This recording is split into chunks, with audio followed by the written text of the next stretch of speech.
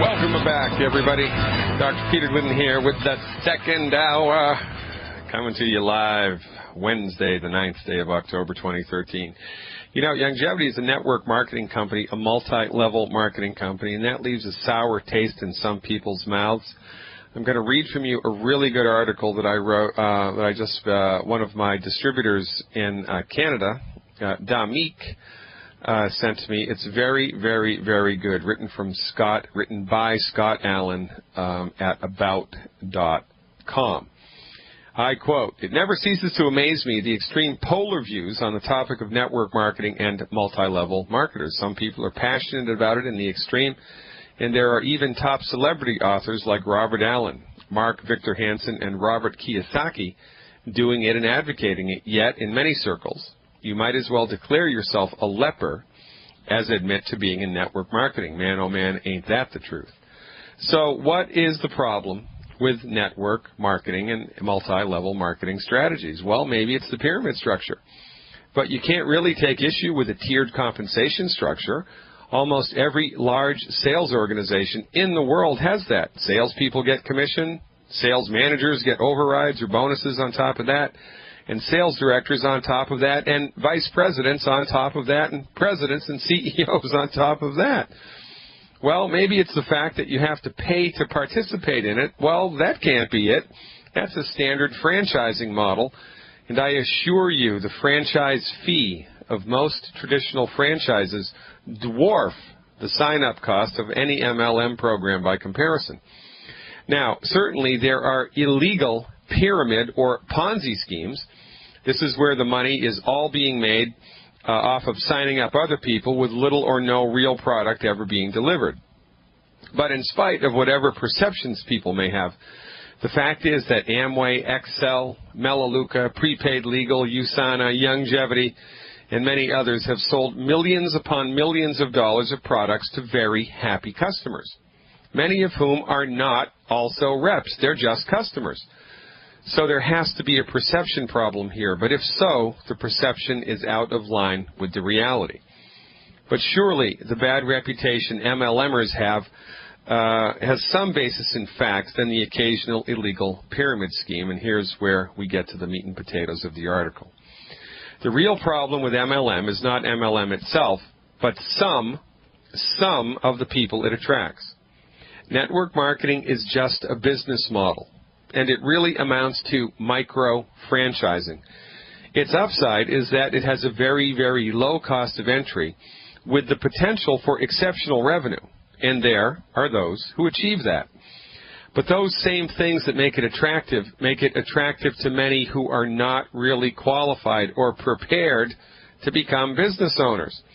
The salient characteristics of MLM make it attractive to people who have not done well in their business or profession and have little money saved up to invest in a franchise, have had no previous experience owning or running a business, have no previous experience in sales, have little or no experience developing business relationships other than that of employer-employee co-worker. These people are not satisfied with their current level of income, have unrealistic expectations of the amount of work involved compared to the revenue realized. Don't get me wrong. I'm not saying that there's anything wrong with any of these things or that it describes even a majority of network marketers. It does not. Only that it describes a disproportionate number of network marketers and that many of them never do anything about it. As a result, many network marketers end up overselling the opportunity, inappropriately discussing business in social situations, coming across as desperate, over-focused on new recruits, and neglecting existing customers as a result, being either inaccurate or deceptive when talking about their business. Again, I'm certainly not saying that this describes a majority of network marketers, but it does describe enough of them to tarnish the reputation of the rest. To prejudge someone based on the basis of a small minority of people in that group is horribly unfair, but we must realize that most prejudices have some basis in reality, even if it has been distorted. So what's the solution? Well, there's a first time for everything, and network marketing is a great opportunity for people to have their first business, their first sales role, etc. My point is, Recognize it for what it is. It's a business, and you are a business owner. It's a business, and you are a business owner. And if you've never owned a business before, if you've never done sales before, if you've never networked before, you need to learn about how to do these things. And not just from MLM experts, but from established experts in those fields. Network marketers who are serious about building a business should be reading and learning about business fundamentals, the latest sales and marketing techniques, strategies for networking and business development, not just swapping tips at your team's weekly or monthly meeting. Act like a small business owner, and people will treat you like one. I mean, that sums it up and says it all. For goodness sake, you don't know what you don't know, and I've been looking for reasons why network marketing leaves such a sour taste in most people's minds, and I think that guy just hit the nail right on the head. And we've been saying this forever. It's a business. It's a business. And you need to start to treat it like a business if you want people to take you seriously and if you want it to actually produce revenue. There are hundreds of people in longevity who treat it like a business. And the people in longevity who treat it like a business excel. Ladies and gentlemen, I encourage you to treat longevity like a business. If you're a rep, if you're a business owner, you know, it's time to man up. It's time to, pony up. Get on board that horse and ride it and become a student of the business. Become a student of the business. And be the best network marketer in your town, in your county, in your state, in your province. Learn how to do the business. I mean, for goodness sake, if you want to put money down on a McDonald's franchise, heaven forbid, McDonald's is going to send you to Hamburger University before they sign the contract, because they need to teach you how to be successful, teach you how not to make it fail, teach you what you didn't know to make it work. It's no different with MLM.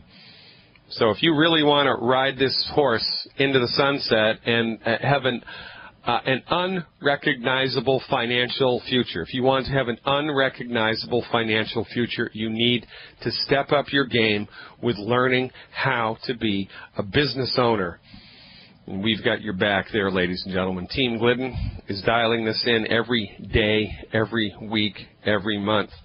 We have a team of experts who can help point you in the direction that you need to go in order to learn what you need to learn to make your longevity a business successful. I welcome everybody into Team Glidden. I welcome everybody into longevity proper. And if we all, step our game up a little bit, we're going to change the world that much faster. Let's go to Alabama right now and talk to Anthony about one of my favorite subjects, poison ivy and poison oak. Hey, Anthony, thanks for waiting. You are live. Hey, Doc, how you doing? Pretty good. Good. So I hope you have a solution for me. Do you have a solution? About what? Poison ivy. Poison oak. Well, I work with the tree service, and a lot of the guys are getting poison ivy, poison oak on them. Yeah. And I told them, I said, let me call the experts here and see what. Plus, I'm telling them we need the energy drink, but rebound, but because we're sweating, I'm telling them water is not doing it, and we need something. So I'm trying to. Well, you know what my advice in that regard is. Longevity is coming out with the rebound in a can, right? It's in a can. Right. So I would get a case of that, yep, and I would just bring it to work, and I would hand it out to the guys, ice it down a little so it tastes better when it's cold, and let them see for themselves how they feel with it and how they feel without it. I had a bunch of guys doing my roof a month ago, 2 months ago, and I brought a case of Rebound up to the guys on the roof. They loved it. The proof of the pudding's in the eating, and experience goes a long way. But you probably don't know this, but I'm like the poster child for poison ivy. Wow. I've gotten poison ivy too many times in my life. I get poison ivy if I'm downwind of it. Wow. I've had poison ivy bad, 3, 4, 5, probably 6 times in my life. God forbid I ever get it again. It's 14 days of hell. And the only thing that I've ever found that even comes close to helping poison ivy get better faster is an herbal medicine called jewel weed. It's hard to find. Jewel weed, Jewell. You find a jewel weed plant, you rip it out of the ground, you wash the dirt off of the roots, you chop it up, and you put it in a bottle with olive oil. You let the olive oil leach the active ingredients out of the jewel weed. Okay. That takes about 7 days. And then you remove the jewel weed from the oil, throw it away, and put the oil in a dark bottle, stopper it, and suck the air out of it if you can with one of those wine pumps. And every time you get poison ivy, you use the jewel weed topically on top of the poison ivy like 10 times a day. Now, I've been looking, when I don't have poison ivy, it kind of escapes my mind, right? But it's possible that you could find someone online who's already done this, some herbal shop in the United Kingdom or Arizona or someplace in the United States that already has an oil extract of jewel weed.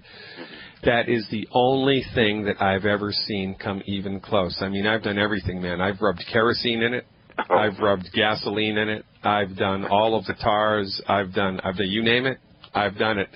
If it gets really bad, it's one of the only times where I advocate going to an MD and getting cortisone or prednisone, because cortisone or prednisone can really relieve the pain and suffering while you're waiting the 14 days for poison ivy to leave your system. It's a 14-day sentence. It's 14 days of big bad voodoo daddy stress. If it's really, really intense, go get cortisone or prednisone. It's one of the few times that prescription medications work.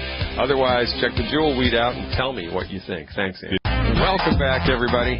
Dr. Peter Glidden here with you on the 9th day of October, 2013. Yeah, poison ivy, that's a big bad voodoo daddy, man. I've tried everything. You name it, I've done it.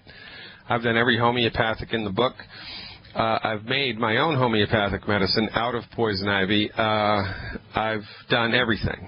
Cortisone and jewel weed seems to be the most effective. If you have a cure other than the standard stuff that we talk about for poison ivy, let me know, because I am on a mission to figure out what to do to get that out of the body in rapid speed.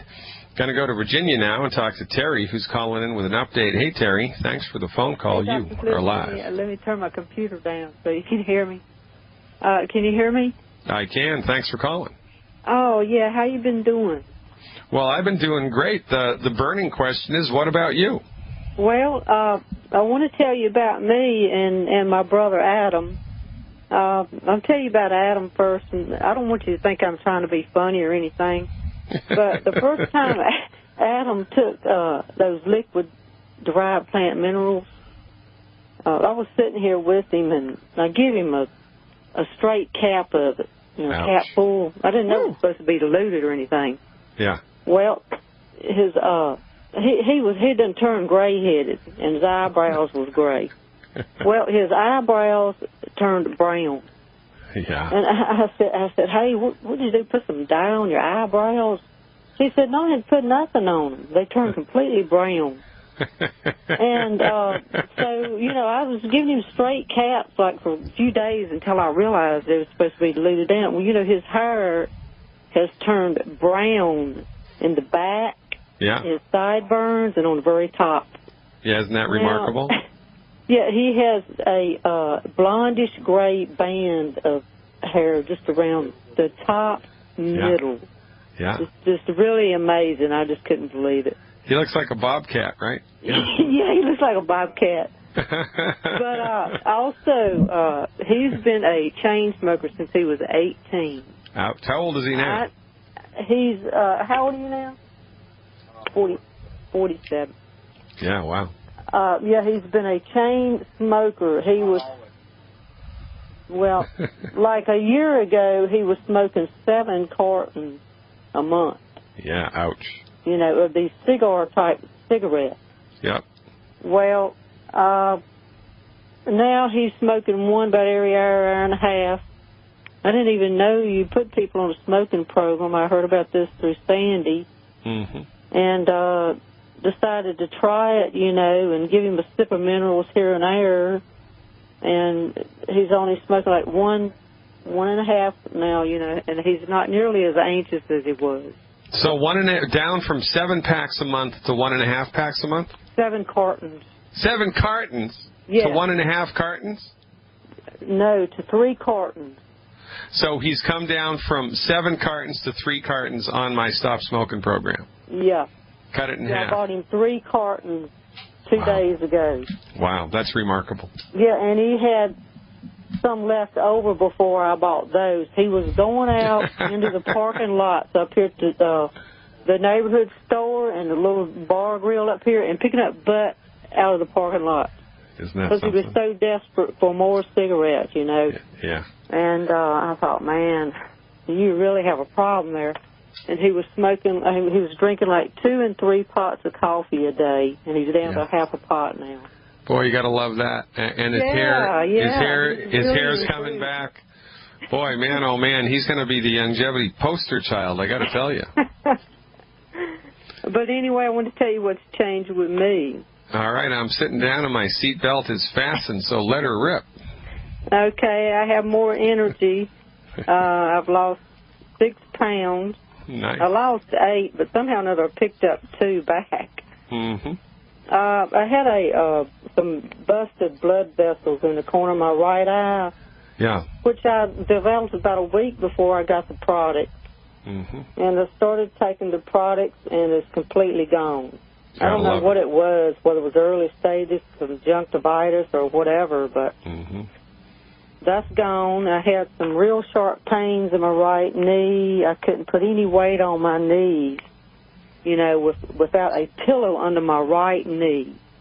And so now the pain is gone. I'm able to put weight on the knee. I couldn't sleep on either side at night because of the pain in my hip.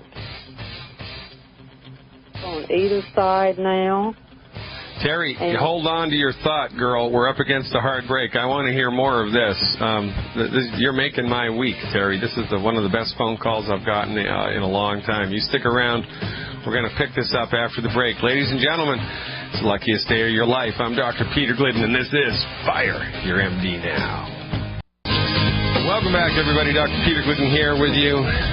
Wednesday, October 9th, 2013.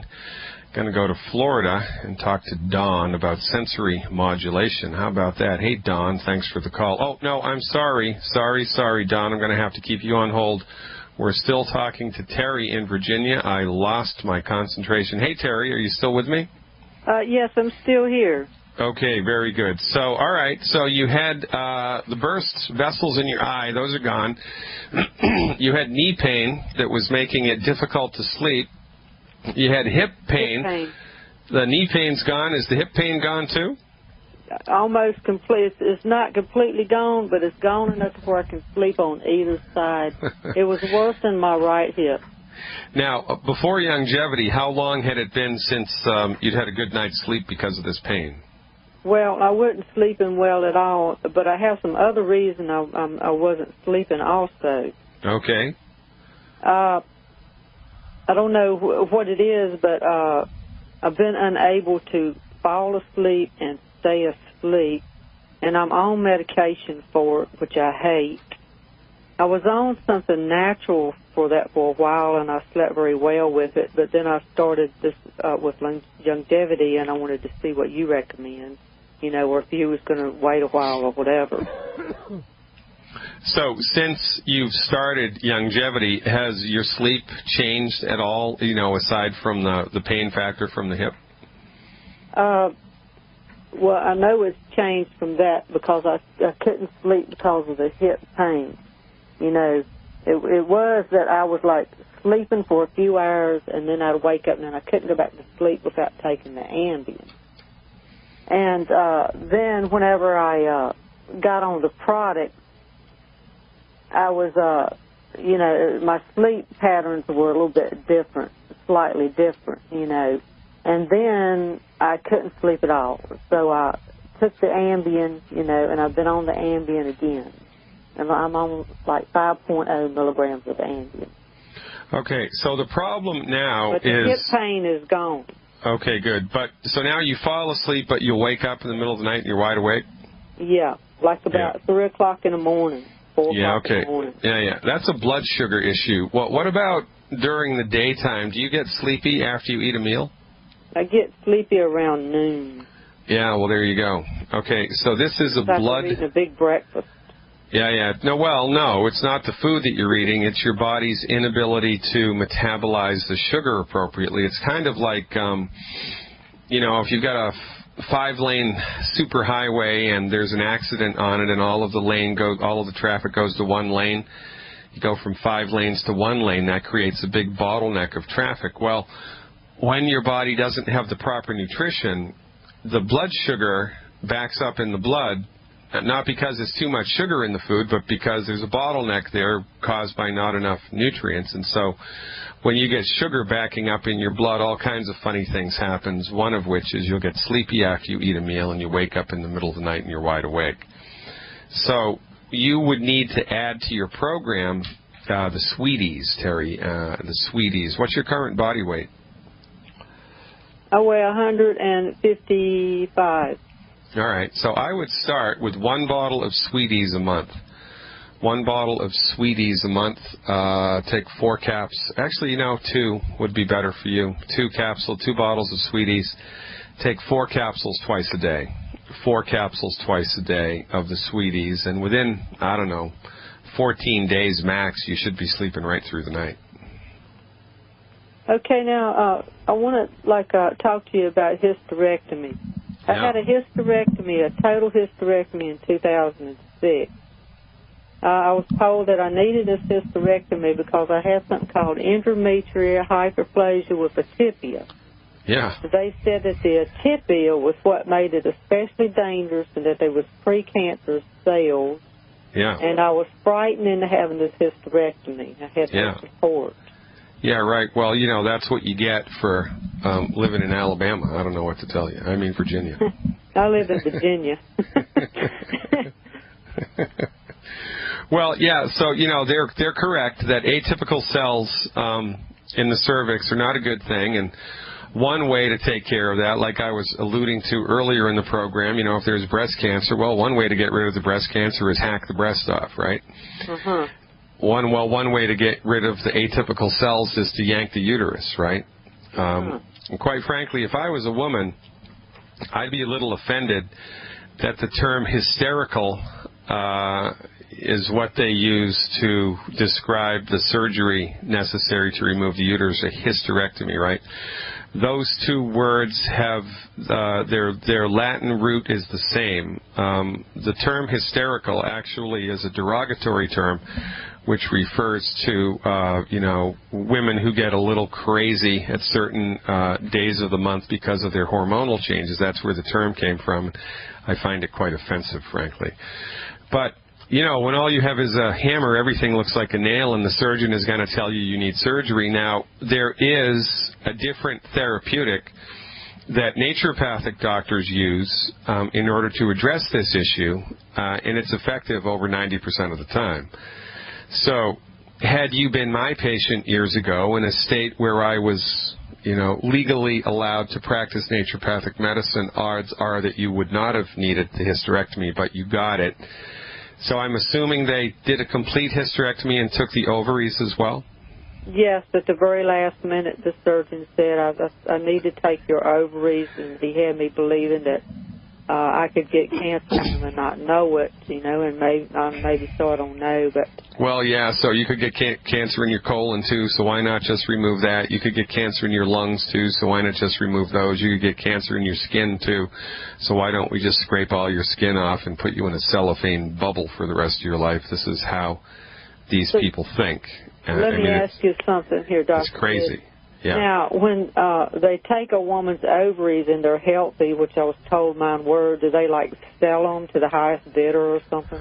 Well, they could. I doubt very much that they do, but more to the point, they're doing stuff because of their worldview. They're doing stuff because of their old-fashioned, outdated, out-of-step therapeutics. This is what they were taught, and what they were taught is just one small piece of the pie of medical science, and quite frankly, their perspective on women's health is archaic. It is archaic. We look at historically, and we look at the doctors back in the 1800s, and they were putting leeches on people, and they were cutting veins and arteries open to bleed the bad humors out of people, and we think, oh my God, that was barbaric. I'm glad that stuff doesn't happen today, and yet it does. Total hysterectomies, preventive breast surgery. It's nonsense. 99% of what they do is nonsense. Now, the good news is that once women reach menopausal age, the net negative effects of having the ovaries yanked becomes less and less and less. So how old are you now, Terry? I'm 57. And are you experiencing hot flushes or mood swings? Well, yeah, I still have mood swings, and sometimes I do feel, like my face is hot. Yeah. But, I have a lot of cold hands and cold feet. Yeah. And here for the past couple of weeks, I've developed some soreness and tenderness and some large lumps in my breast. Oh, is that right? And well, how much selenium are you taking? I'm taking 3 morning, noon, and night. That's a total of 9, right? Mm-hmm. All right. Well, that's a good program. And you've stopped the 10 bad foods? Yes. And you're not eating any fried food? Tell me the truth, Terry. No, I don't eat any fried foods. But one thing I did notice, I love these Pro Bars. Yeah. And they have oats in them? Yeah, they got oats in them. Yeah, they got oats in them. You can't have them. You got to find a different type of bar that you can eat that doesn't have oats, regretfully. I was a great big oat devotee myself. I'm Irish in heritage, and it was a big deal for me to get rid of oats, but I feel like $1 million now that I've stopped it. So you need to find a different thing. I am of the opinion, Terry, that the addition of the sweeties to your program is going to make a remarkable difference for you, both in your mood and your sleep. Now, you want to pay attention to the lumpy stuff in the breast and see what happens to that over time. But one thing that you could do, in kind of thinking through this out loud, one thing that I would do is I would increase my selenium supplementation to 12 a day. So instead of doing 3, 3, and 3, do 4, 4, and 4. Get some sweeties, add that into the bargain. See if your mood gets a little bit better. See if your sleep through the night starts to get better. It's only a matter of time now until the hip pain is gone completely, and we're just going to have to keep a watchful eye on what's happening with the breast tissue. But other than upping the upping the selenium and increasing the sweeties, there's nothing else for you to do except continue to ride this horse. And for goodness sake, take pictures of the other guys with his hair changing. If you can have before and after pictures, that's going to be awesome, right? Okay. Well, so, yeah, I've got plenty of pictures of him. Usually he has on a hat, but, maybe there's some in a year or two back. All right. My nickname for him from now on is going to be Bobcat. Bob. Tell him that. Terry, keep up the good work. You're doing a great job down there in Virginia. Call me anytime you need. Take the sweeties, see what happens. Going from Virginia now to Kansas to talk to Cheryl about a fish oil question. Hey, Cheryl, thanks for the call. You live. Hi, Dr. Wallach. I don't mean Dr. Wallach, Dr. Glidden. Yes, well, I'll take that compliment. Yeah, okay. Hey, listen, I called the other day and talked to the guy from Canada, but I didn't, he referred me to another number to call, and then I was listening to him again, and it's about a friend of mine who has AFib. Yeah. and he's on 2 blood thinners. Yeah. And I was kind of concerned about him getting started on the Healthy Start Pack because of the fish oil, because isn't that a thinner too? Well, yeah, but you should be more concerned with, what's causing the AFib in the first place and what the MDs are going to do to him. And that's a long story. The treatment for AFib from an MD point of view is they kill you. They put you on a table. They'll give you an electrical shock that stops your heart so that you're legally dead.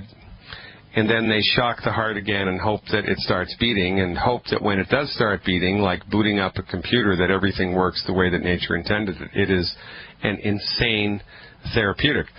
Another thing that they'll do is they'll stick a wire in through your through a blood vessel in your leg. They'll thread it all the way up into the heart, and they'll burn the nerves that make your heart beat with the wire. Then they stick a pacemaker in order to electronically control the beating of the heart. And from our point of view, most of the time AFib is caused by degenerative disc disease in the spine. Degenerative disc disease in the spine. I bet you that if you put ice on this guy's back, right at the very top of his back, 10 minutes on, 20 minutes off, 10 minutes on, 20 minutes off, 10 minutes on, 20 minutes off, the AFib's going to disappear within 12 hours. Stick around, Cheryl. I'll bring you up to speed with the fish oil aspect of your question when we come back. Welcome back, ladies and gentlemen. We're talking to Cheryl in Kansas about atrial fibrillation. Yeah, so Cheryl, the long story short here is that fish oil thins the blood, but it thins the blood appropriately, and it's better than the drugs that the MDs use to thin the blood.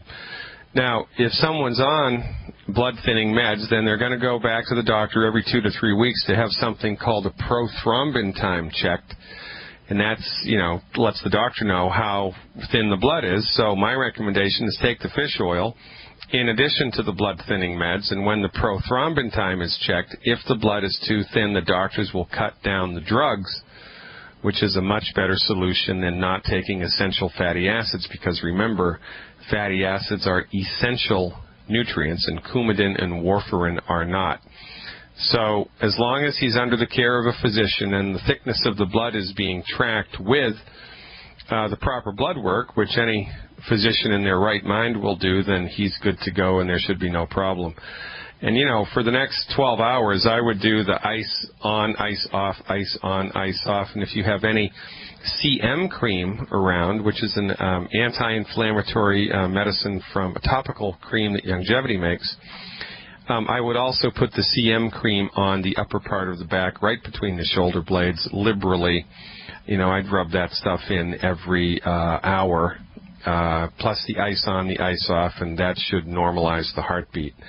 So, that's our strategy there. You really need to be aware of the MDs in this case, because they're going to want to do really archaic, out-of-step therapeutics in order to get the heart to beat correctly. Does that make sense? Okay. Now, which which pack would you suggest? Healthy Brain and Heart Pack. Okay.